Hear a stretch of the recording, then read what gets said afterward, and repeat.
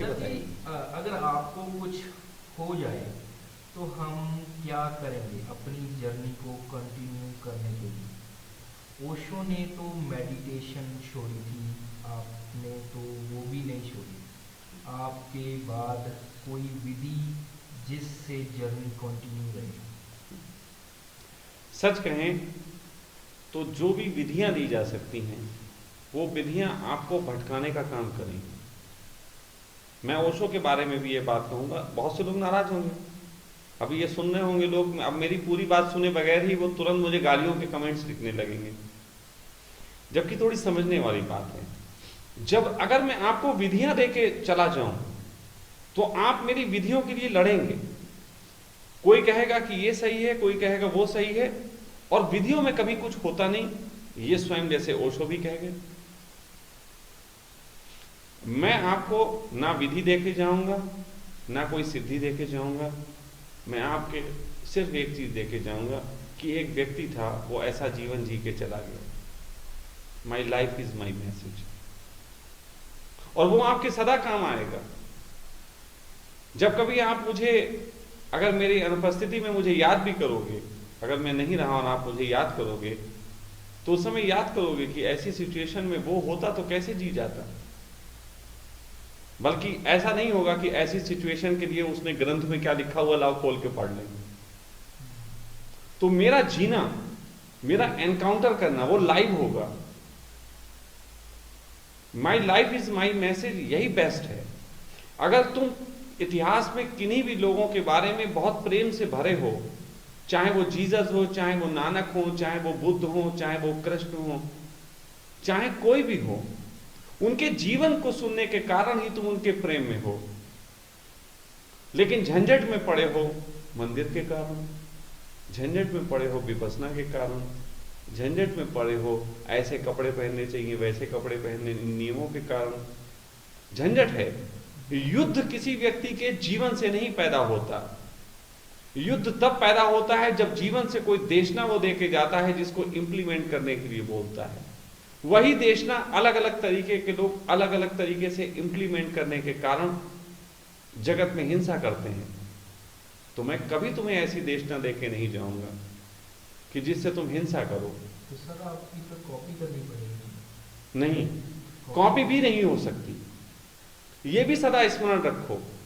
अगर मैं आपसे कहूं कि आपको कृष्ण की कॉपी करनी है, तो आप कृष्ण की कॉपी ज्यादा से ज्यादा इतनी कर सकते हो कि एक मोर मुकुट बना लो, एक बांसुरी बना लो, सिर्फ इतनी कर सकते हो, ऊपर ऊपर की।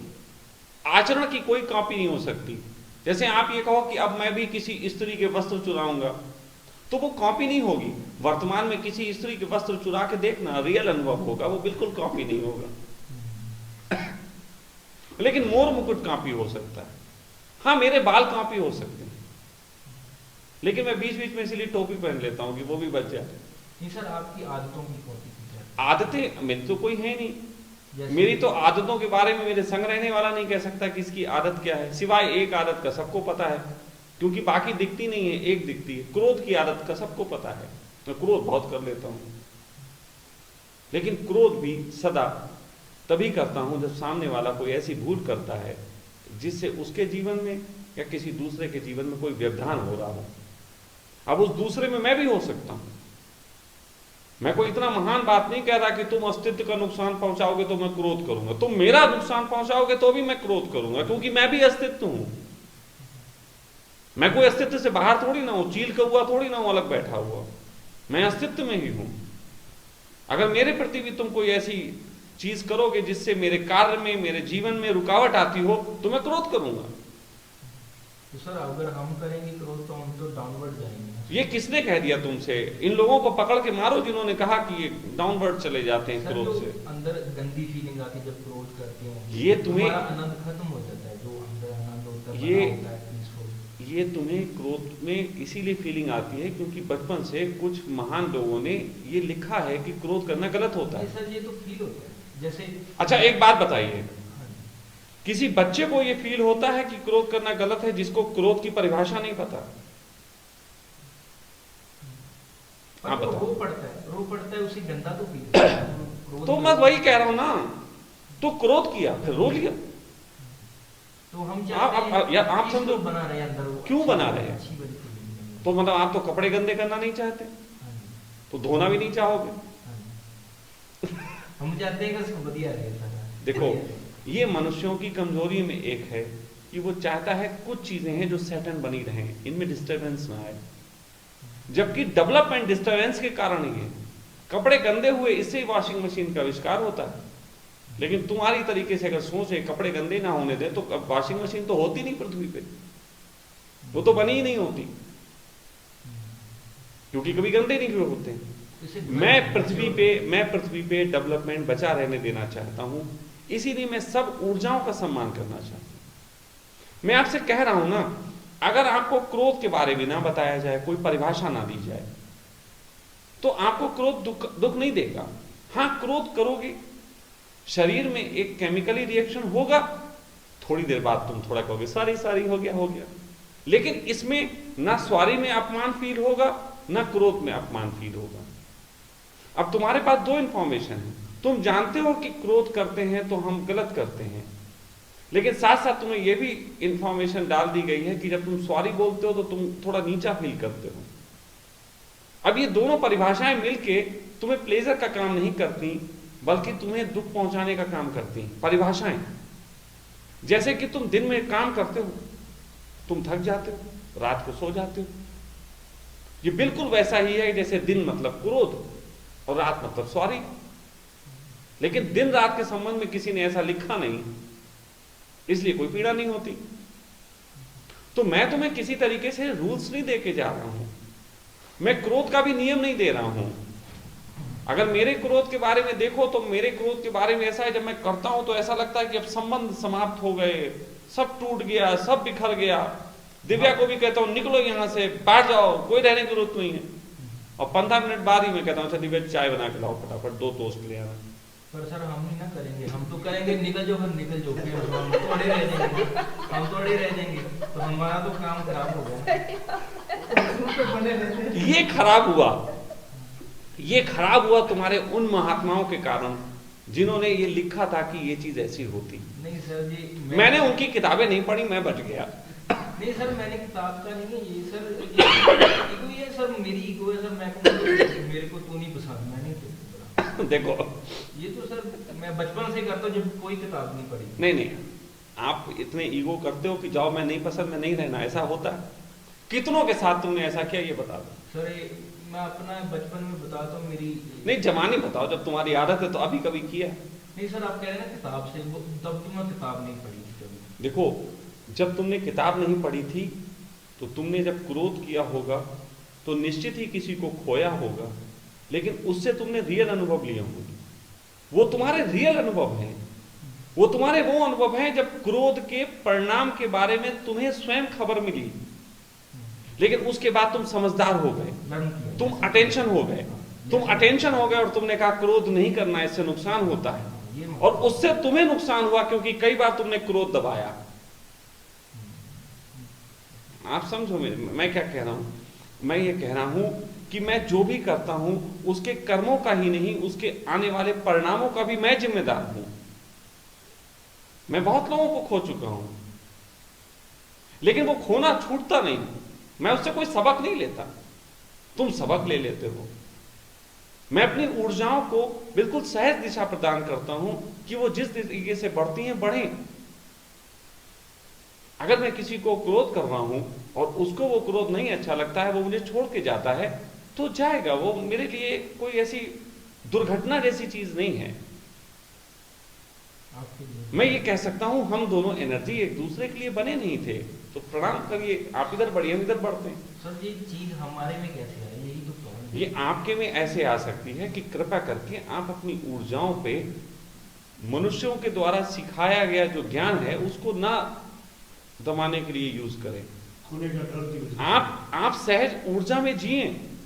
नुकसान होगा, मैं ये कह रहा हूं आपसे कि नुकसान होगा। मैं ये नहीं कह रहा हूं मेरी बात मानोगे, बच्चे कोई नुकसान नहीं होगा।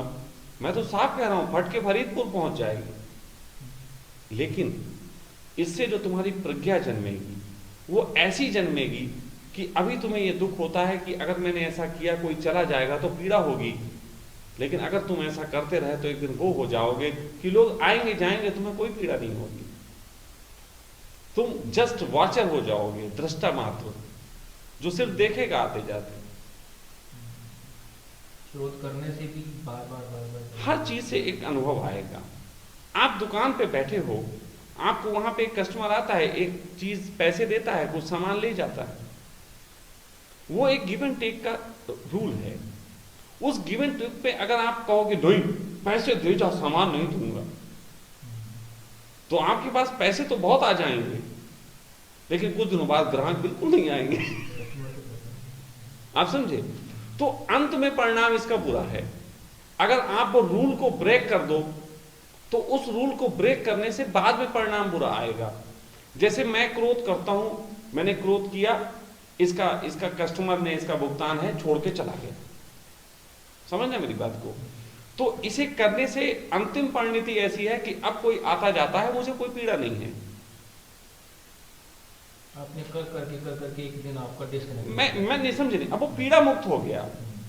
कर्म जीवित है, मेरा अपना स्वभाव जीवित है, सामने वाले का अपना स्वभाव जीवित है, लेकिन इसमें पीड़ा मेरे पास नहीं है। अब आपकी स्थिति वो है कि आपने पीड़ा रोकने की कोशिश की, अंत में पीड़ा ही है। पीड़ा बहुत गंभीर वो होगी, मन नहीं करता उसे, मैं कह रहा हूं वो होगी।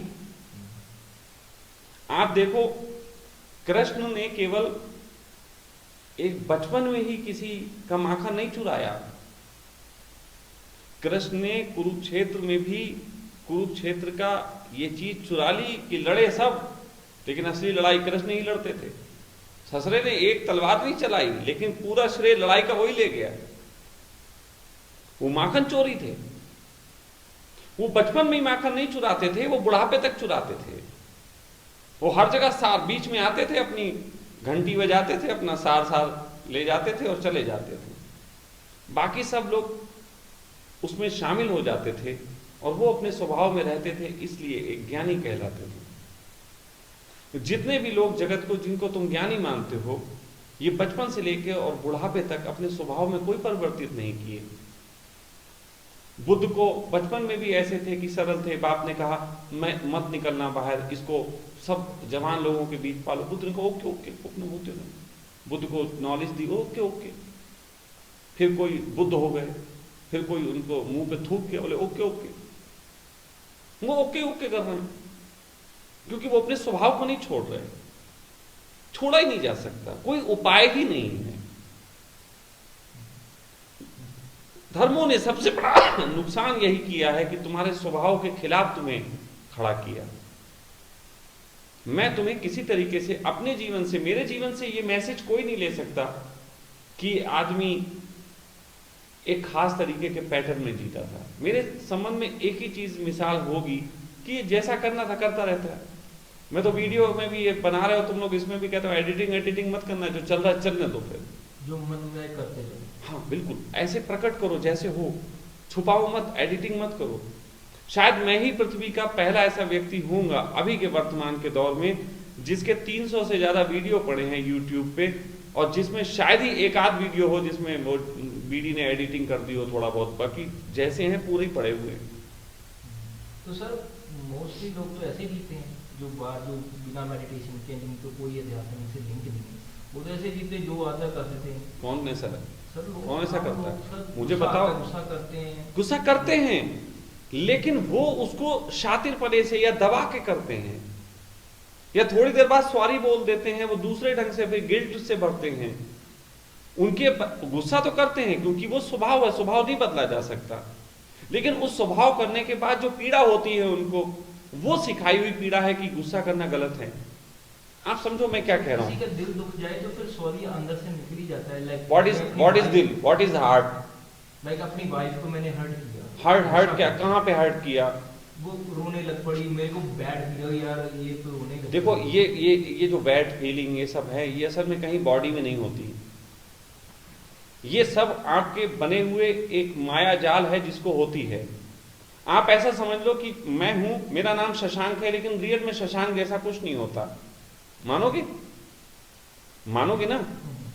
आज जैसे आपका नाम सनी है, तो सनी जैसा कुछ नहीं है, लेकिन आपको लाखों बार सनी बुलाया गया है, इसलिए अगर आप भीड़ में, हजारों की भीड़ में जाते हो और एक टेप रिकॉर्ड बोले सनी, वो भले सनी आगे बोल ही नहीं पाया, लियोनी बोल ही नहीं पाया, लेकिन वो सनी बोला और तुम पलट के देख लोगे।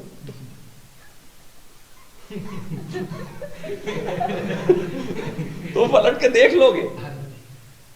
एक टेप रिकॉर्ड तुमको प्रभावित कर सकता है, क्योंकि हजारों लोगों ने तुम्हें बोल बोल के एक ऐसा कोच दे दिया, आपके चारों तरफ एक ऐसी बॉडी बना दी जो बॉडी प्रभावित होती है। जैसे हमारे चारों तरफ एक तरीके से, जैसे मैं कहूं शशांक, तो शशांक के ईगो का एक कोच बन गया चारों तरफ। अगर किसी ने कहा कि शशांक को गाली दी, तो वो कोच के ऊपर एक चोट होती है, वो कोच टूटता है। अब क्योंकि उस कोच को ही हमने अपना माना रखा, इसीलिए हम उससे कहते तेरी तो हम पूरी खानदान को खराब कर देंगे, पूरे खानदान को मिटा देंगे। हम वो कोच रिपेयर करते हैं, उसको भले ही कुछ करे ना करे, हम अपना कोच रिपेयर करते हैं। आप समझ रहे हो? उसको तोड़ने का क्या जरिया है? सीधा सा सीधा है, ये एक ऐसा हिप्नोटिज्म है जो हिप्नोटिज्म और सेल्फ हिप्नोटिज्म से मिलके बना है। जैसे कि कोई हमें जब शशांक कहता है, तो वो उसके द्वारा किया गया एक हिप्नोटिज्म है, लेकिन मैं इसे स्वीकार करता हूं कि मैं शशांक हूं, ये मेरे द्वारा किया गया सेल्फ हिप्नोटिज्म है। और हिप्नोटिज्म से तो हम अक्सर बाहर आ सकते हैं, लेकिन सेल्फ हिप्नोटिज्म से बाहर नहीं आ सकते। इसका सिंपली सा एक चीज है कि यहां पे आपको ना तो कोई ध्यान बाहर ला सकता है, ना कोई योग बाहर ला सकता है, सिर्फ एक ही चीज आपको बाहर ला सकती है, और वो है प्रज्ञा, वो है आपकी समझ का हाई लेवल। लेकिन समझ के हाई लेवल के लिए आपको एक छोटा सा प्रयोग है, चलिए मैं बताता हूं, इसमें एक प्रयोग काम आ सकता है समझ का लेवल। वो प्रयोग है स्टॉप। जॉर्ज गुरजीएफ ने इसको एक तरीके से दिया। उन्होंने भारत में देखा बच्चे नहीं खेलते थे, स्टॉप, स्टैचू या जो भी है, भाई अंग्रेजी वाला तुम बोलो, मुझे हिंदी वाला बोलने दो, तो स्टॉप।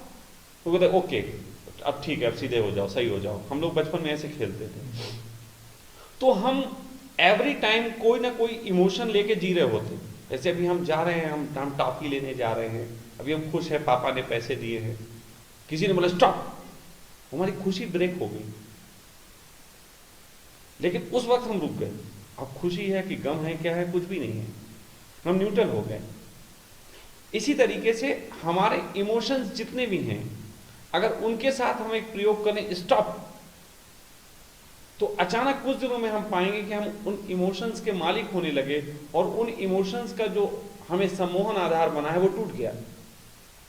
आप इस चीज को ऐसे समझो, मैं साफ कह रहा हूं, मैं दिव्या को चिल्ला देता हूं, कभी कभी कभी कभी कोई ज्यादा क्रोध कर देता हूं, दिव्या रोती, मैं कहता हूं स्टॉप, आंसू बंद, आंसू ना बहाना, कहता हूं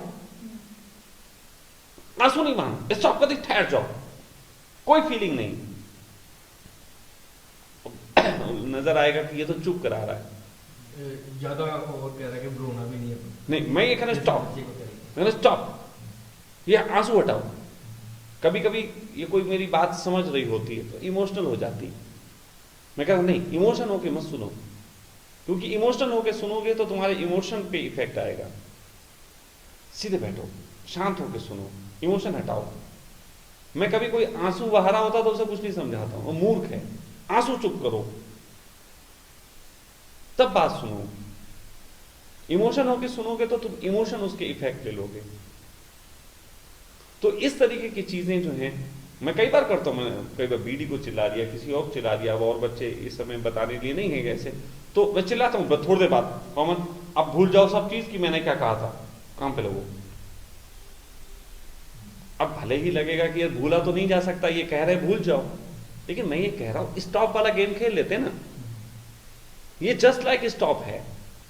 ये कर ये थोड़ा सा अभ्यास से आ सकता है, ये थोड़ा सा ऐसे आ सकता है कि आप खुद के साथ स्टॉप करना शुरू करें। बहुत क्रोध में स्टॉप, बहुत प्रेम में स्टॉप, बहुत एक्साइटमेंट है स्टॉप। ध्यान क्या है? ठहर जाना, तो आपने क्यों तो किया? मतलब किसी भी इमोशन को हम एक्सट्रीम पे नहीं पहुंचने देना। गलत बात कह रही हो, तुमने बात ही नहीं समझी। मैं ये कह रहा हूं, उन्होंने कहा कि मैं इन परिस्थितियों से कैसे बाहर आऊं, तो मैंने ये कहा कि खाली वक्त में जिस समय आपके छोटे छोटे ये सब चीजें उठती हैं, उस वक्त स्टॉप के प्रयोग कर लो। नॉन इमोशनल, हाँ, नॉर्मल नॉर्मली। तो मैं ये नहीं कह रहा हूं कि ये प्रयोग करने से वो चीजों के तुम पार चले जाओगे। मैं ये नहीं कह रहा हूं कि क्रोध में तुम स्टॉप हुए तो तुम क्रोध से मुक्त हो जाओगे। भूल के मत पकड़ना, ये पकड़ रहे होगे तुम लोग। ये हजारों बार करना पड़ेगा शायद। ना नहीं, नहीं क्रोध तो नहीं, मैं साफ कह रहा disconnect हो हूं, जाएगा। मैं साफ कह रहा हूं कि तुम क्रोध से मुक्त नहीं होगे, तुम इमोशन से मुक्त नहीं होगे, लेकिन इमोशन से आने वाले रिजल्ट के संबंध में तुम्हारी कॉन्शियस प्रिपेयर हो जाएगी। रिजल्ट्स के जो तुम्हारे चित्त पे प्रभाव होते थे वो बदल जाएंगे, डिस्कनेक्ट हो जाएंगे ना उससे। जैसे मैं कह रहा हूं ना कि मेरे साथ एक ही चीज अगर 1000 बार हो गई है तो फिर वो इतना प्रभाव नहीं देती, लेकिन एक बार हुई, हम उसको दुख में जी लिए, फिर दोबारा हुई, हमने कहा अब हमें इसे होने नहीं देना है दोबारा, तो हमने उसमें क्या किया, हमने अपने को दबाया, और फिर अगर हो गई, ओ यार फिर हो गई, यार मैं तो चाहता था ना हो, फिर हो गई। मैं ये कह रहा हूं तुम इसे ना होने के पीछे पागल मत बनो, तुम इसे होने दो, और होने दो, होते होते एक दिन तुम कहोगे ये तो होता ही रहता है यार। यस, यूज टू ही तो होना है। तुम सांसों के यूज टू हो गए, सांस कभी पीड़ा देती है? तुम हवा के, पानी के, सबके यूज टू तो हो, या गुलाम हो तुम इनके। यूज टू होना ऐसा ही है जैसे कि तुमने हर तरीके की ऊर्जा के साथ मैत्री कर दी। यूज टू का मतलब गलत मत समझ लेना, यह भी तुम्हारी परिभाषाओं का ग्रह है कि यूज टू का मतलब बुरा,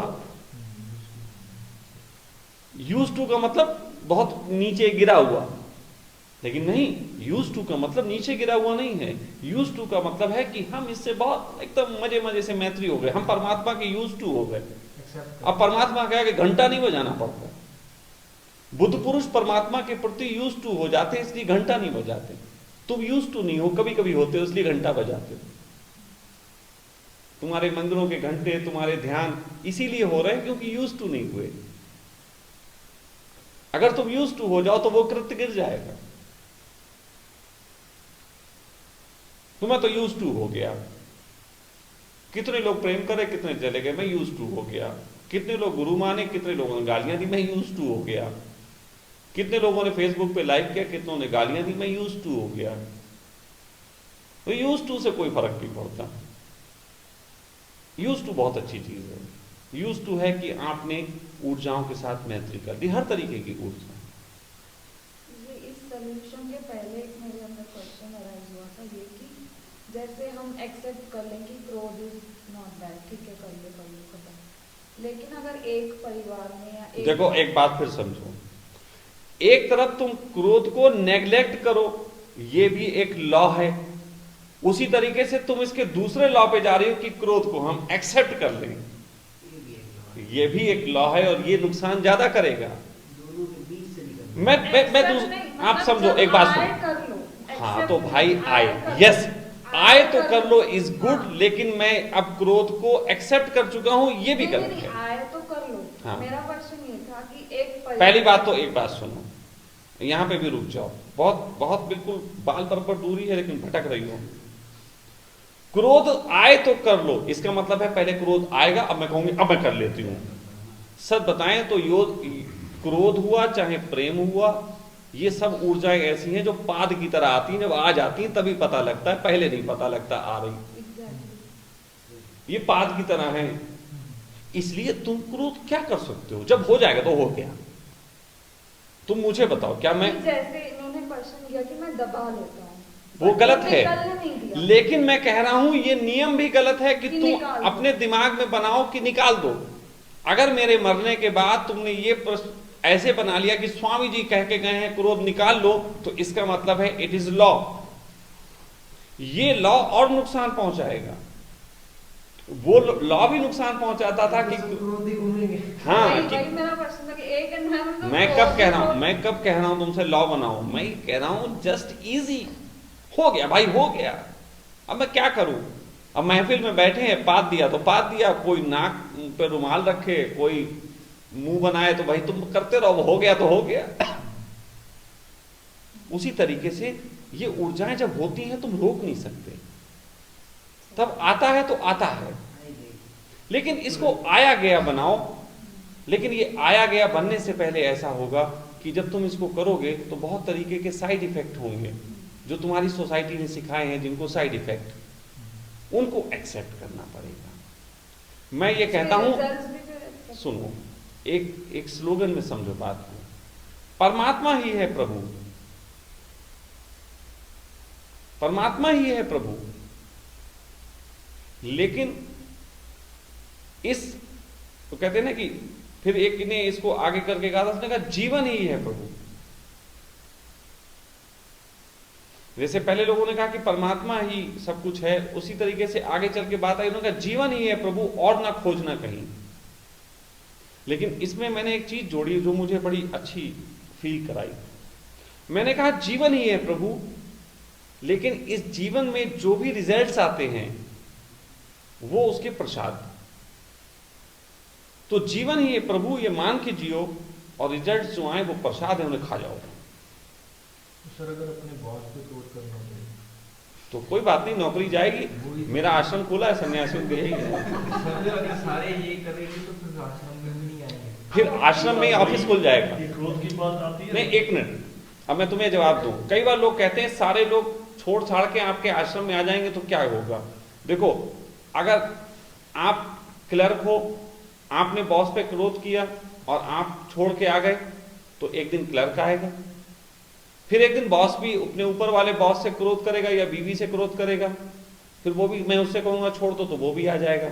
ऐसे सब आ जाएंगे। फिर इस आश्रम में ही हम ऑफिस खोल लेंगे, क्योंकि क्लर्क भी है और मैनेजर भी है। सर मैंने एक बार आपसे कहा था ना कि एक आदमी आया था, उसके पास गन है, तो उस टाइम में अगर ये रूल फॉलो करूंगा तो मेरे को पता है मौत आएगा, तो कोई बात नहीं, अगला जन्म भी आएगा, आत्मा होती है फिर आ जाती है।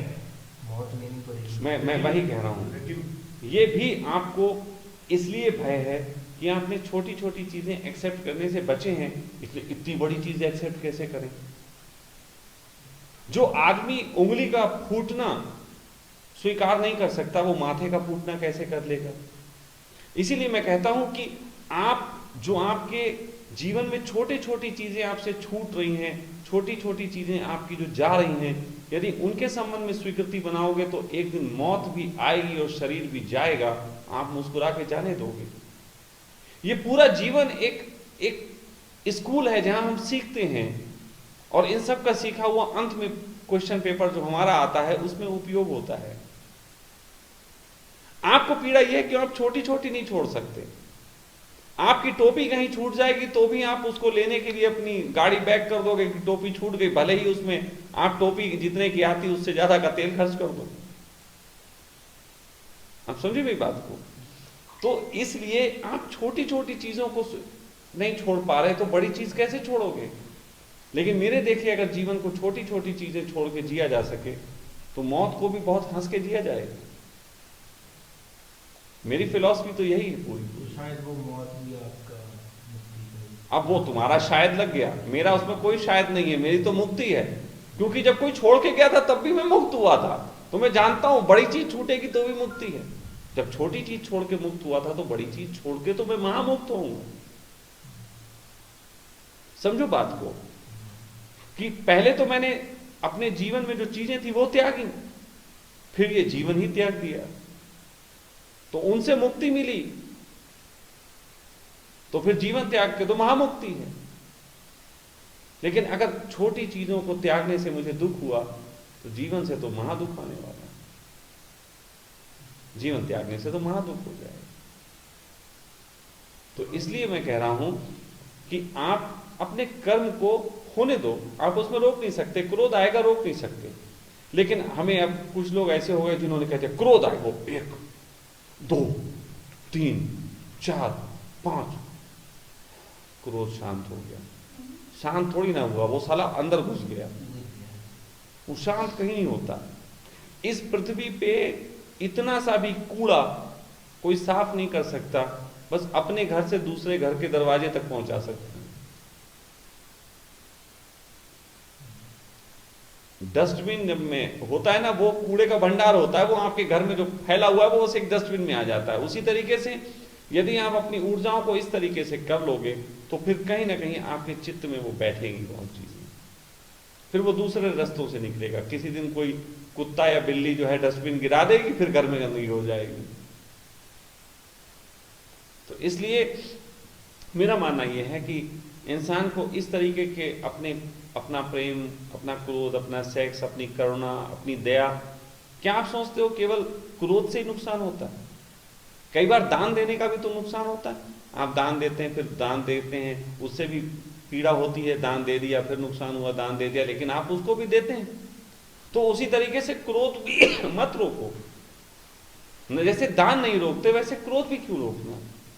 आप कहो मैं दान देता हूं, तो यही ज्ञानी जो कहते हैं क्रोध मत करो, जब आप कहोगे कि मैं दान देता हूं, इससे कभी कभी पीड़ा होती, क्या मैं इसको रोक जाऊं? तो वो कहते नहीं, दान नहीं रोकना चाहिए, दान रोकने की कोई आवश्यकता नहीं है। मैं कहता हूं दान, क्रोध, प्रेम, हिंसा, ये सभी तरीके की ऊर्जाएं हैं। इनमें से किसी भी ऊर्जा को रोकना इस अस्तित्व का अपमान करना है। अगर कुछ करना है, अगर वास्तव में, फिर तुम लोग कहोगे कि अगर सब कुछ, तो आप ऊर्जा का सम्मान बता रहे हो, फिर फायदा क्या है इस सारी धार्मिकता का? मेरी धार्मिकता का एक ही फायदा है जो मेरे मरने के बाद तुम सबको उठाना चाहिए। मैं एक ऐसा समाज निर्मित करने की ओर प्रयासरत हूं जिसमें सभी ऊर्जाओं का सम्मान हो। पति पत्नी लड़ते हैं, तुम्हारी भी पत्नी है, पति पत्नी लड़ते हैं, खूब कलेश करते हैं, लेकिन फिर रात को हम बिस्तर होते हैं, अगले दिन भूल गए होते हैं कुछ हुआ भी था, सब निपट जाता है मामला।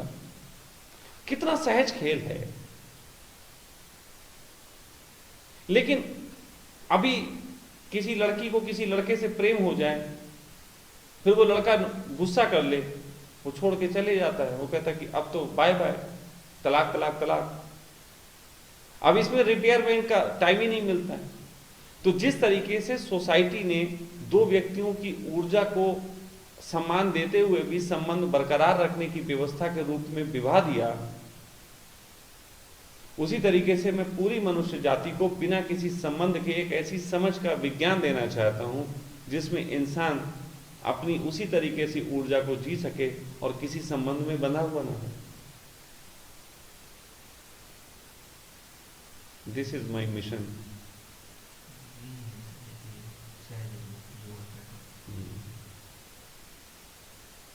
क्लियर?